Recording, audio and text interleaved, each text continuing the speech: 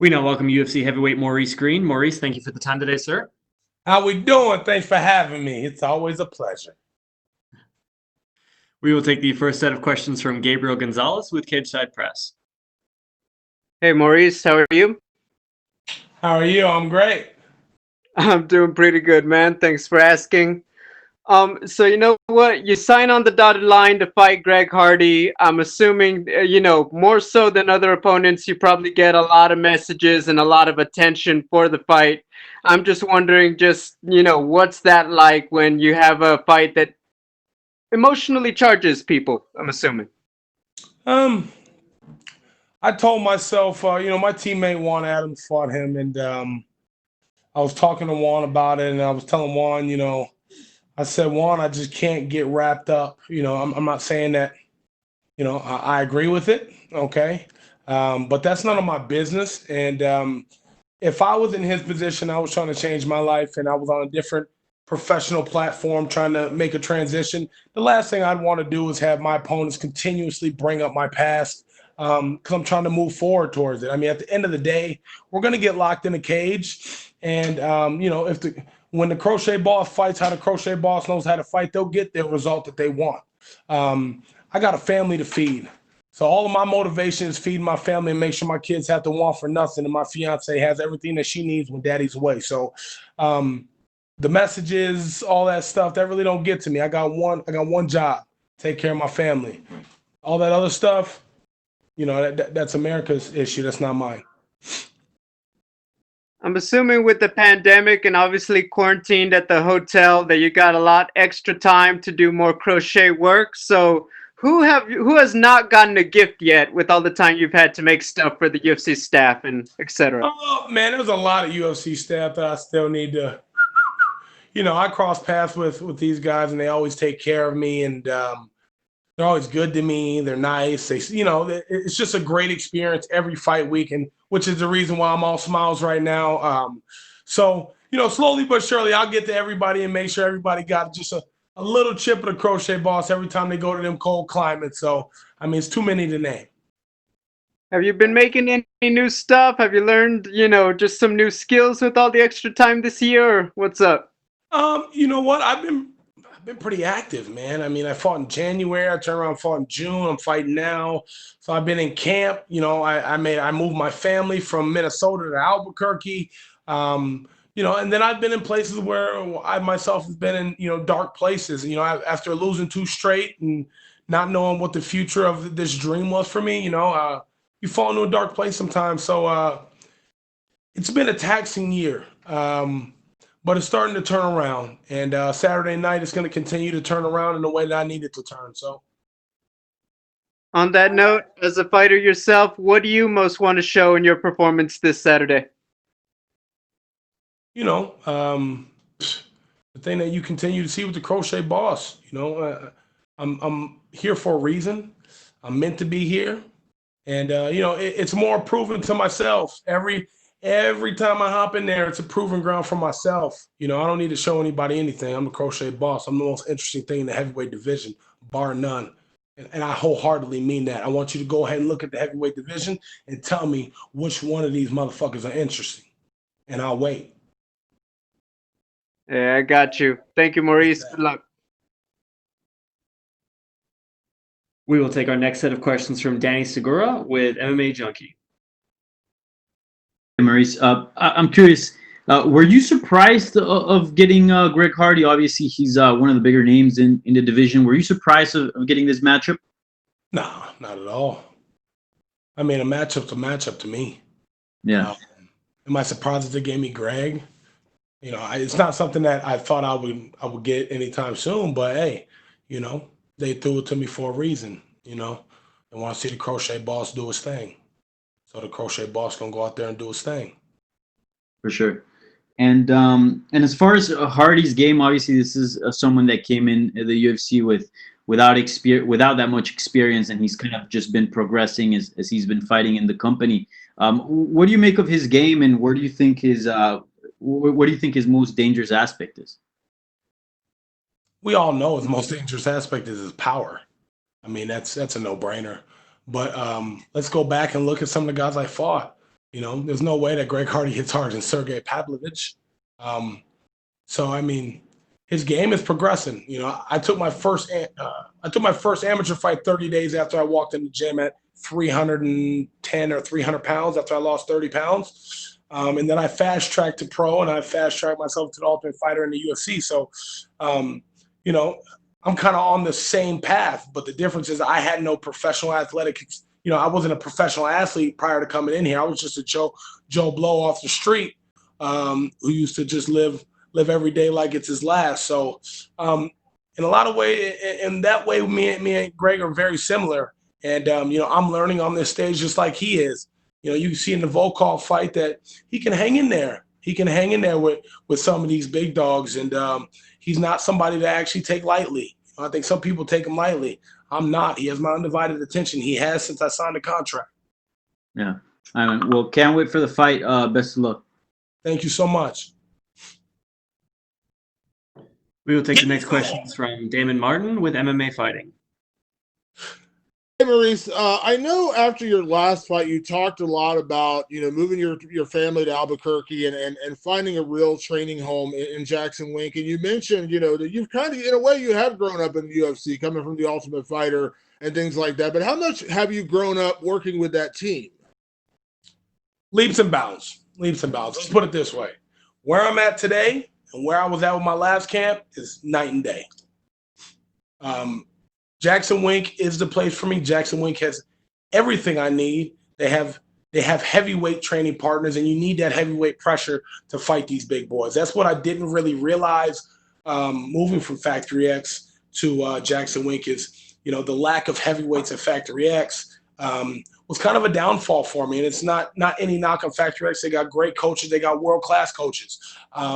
They're just not built for me for a heavyweight camp. And Jackson Wink has 7, 8 guys, you know, that are on the mats day in and day out at different levels. You got wrestlers, you got strikers, and then we got smaller light heavyweights that are a little bit bigger that also move around with us, like Christian Edwards. I mean, the list can go on. I got everything I need under one camp, and we got the greatest MMA minds under one roof too. So I think that bleeds greatness.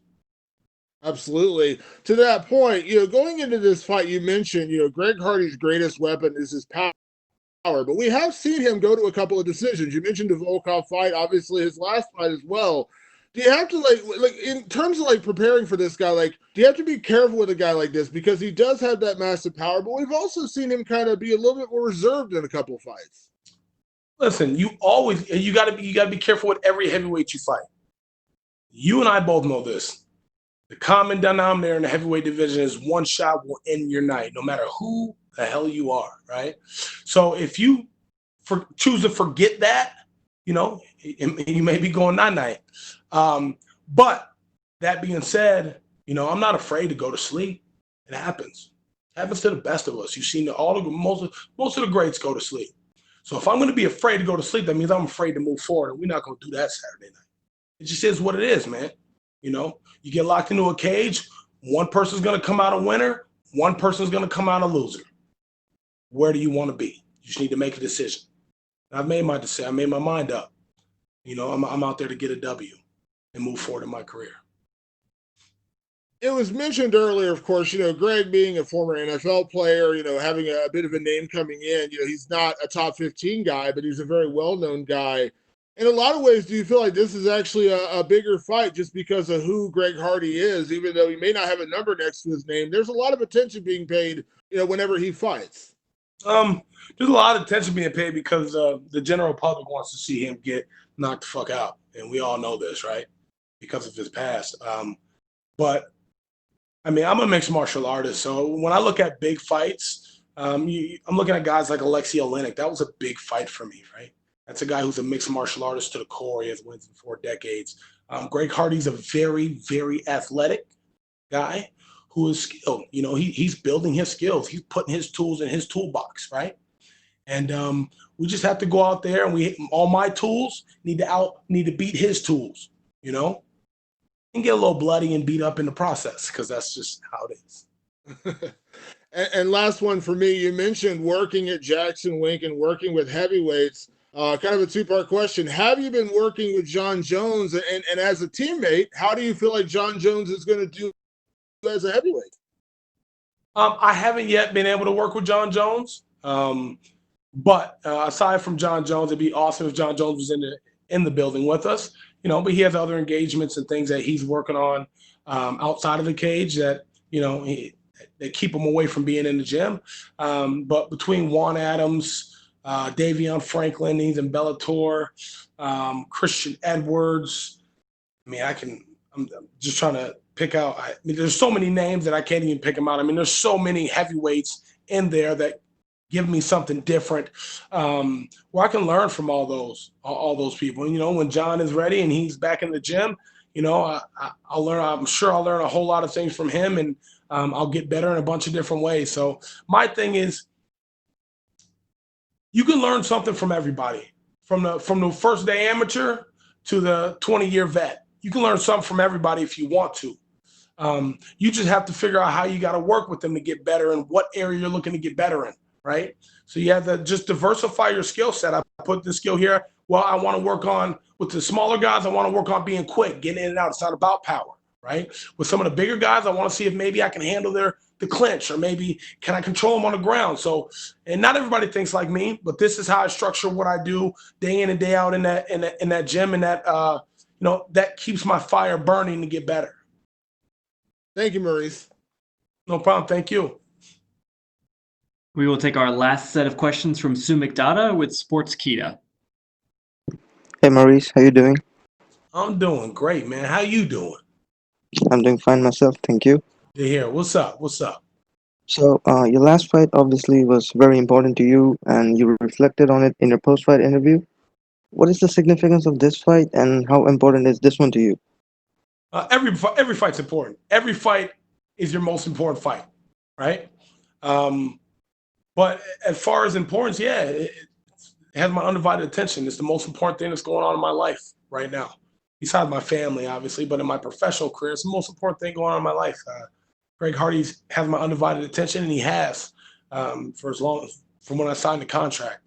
And it's very important I go out here and get a W. And like I said, I always want to finish impressively, but my dad kind of put it in perspective. He said, Maurice, stop thinking about how much money you're going to make. Stop thinking about where you're going to be in the rankings, what they could possibly do, who you may fight next, because none of that shit matters if you don't go out and get a W Saturday night. So all I'm thinking about is going out and getting a W and how we're going to get that W. And that's really all that matters, man. That's all that matters to me right now. So, Greg Hardy's had his moments in the UFC. What do you make of him as an opponent or like as a fighter? He's building himself to be a good mixed martial artist. Greg Hardy's not trash, obviously. Go ahead, he went the distance with Volkov. He's kind of showed his worth in the UFC, and he's constantly getting better. Every time you see Greg Hardy, you're seeing something different. Every time you see the Crochet Boss, you're seeing something different. So, I guarantee you're just going to see a great fight Saturday night, a wonderful fight. We're gonna go to hell and back. Go to hell and back. We're gonna go to a deep dark place on a deep dark day like Halloween. Trick or treat, bitches. We definitely hope so. So, we've heard some interesting stories of your journey in the Ultimate Fighter. Could you share a little bit of your experience in the Tough House? As far as what? Like your experience inside the house, inside the Ultimate Fighter house? I mean, it was the hardest thing I've ever done. The Ultimate Fighter will really, it's made to break you. My first day in Ultimate Fighter, when Dana walks in there, he said, this is the toughest thing ever. And I was laughing. I really thought it was a little bit of a joke. Like, how can this be tough? We can have whatever we want. But in the beginning, it's like a new relationship, right? Everything is great.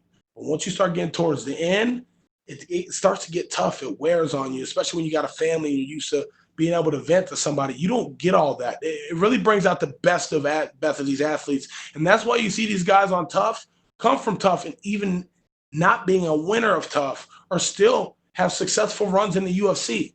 It takes something special to be on that show. And I tip my hat off to every man and woman that has went through that process, because most of them are still in the UFC or have been in the UFC for some sort of time. So, I recommend it to anybody coming up. It really gives you a good idea of if this is what you want to do for the rest of your life or not. And what was your experience working under Kelvin Gastelum? Calvin Gastelum, Coach T, Corey Kelly, and all the coaching staff. In addition to Uriah Hall was there with us for a lot of the time as well. They were fabulous, man. You couldn't ask for greater coaches. You couldn't ask for a team of coaches that cared about what our future was after tough.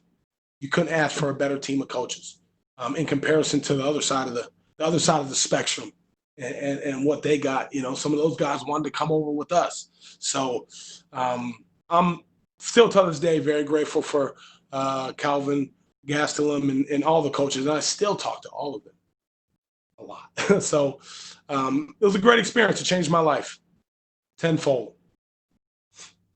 So last question from me. Sometime back, you did a little Q&A session on Reddit where you mentioned that your MMA idol is Anderson Silva. So what is it like for you to share this card with him and, knowing that this will be his final fight? I mean, I'm not sharing the card with them. This is his card. He's sharing the card with Uriah as kind of how that's happening. We just know the fight on the card. I mean, I think that's awesome that I finally get to meet him. I've been in the UFC now going on November 30th to be 2 years. It's my 7th outing in less than 2 years. And I haven't came in contact with him. So I told him earlier today, like, hey, you're my idol. I need a picture before we depart here. But it's pretty special for me, I watched a lot of old Anderson Silva fights. I watched his YouTube videos. And even before I had a coach, I used to go running in Chicago, down Lake Michigan, I used to live right off Clybourne and Fullerton. I used to run Fullerton all the way down to the lake. And I used to run down Lake Michigan. And I used to shadow box and all that stuff. And a lot of that shadow boxing and what I was doing was from what I saw on YouTube before I actually had a real coach. And it'd be nice to just get a picture with him for him. And he may not have time to talk to me with this COVID, going on. But a picture would be nice. And it's a bonus to be here at his retirement fight, if that's what he's doing. Well, that's very cool, and I wish you all the best for this fight this week. Thank you so much. Thank you so much, Maurice. That is all the time we had for you, sir. See you guys Saturday. We going to hell, baby.